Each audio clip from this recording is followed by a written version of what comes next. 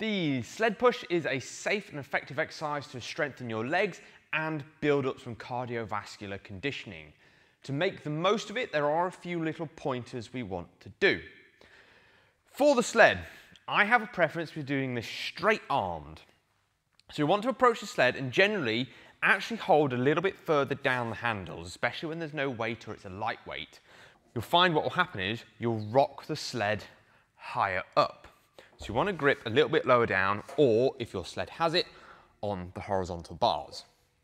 Ideally, we want to be going for a straight line sprinter position. So that's from the shoulder, through the torso and the hip, all the way down to your heel. There should be a straight line, and that's your finishing stride position. We want to try and avoid letting the back arch too much, and likewise, letting the hips rise high.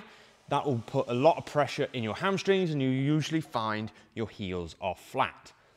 In a sprinter position, you'll find that naturally your heels will come up, or unless you're particularly gifted and mobile, your heels might be down on the floor, but usually that sprinter position, your heels will be up. There are a few different ways to use the sled. As I said, you can use the horizontal bars, that'll lower you a bit further down, or depending on your sled size and your body size, you can go for a bit of an elbow hook of placing the forearms onto the vertical handles and leaning over the weight. But still, you've got that sprinter stride. Have fun with that. Go get your heart rate up.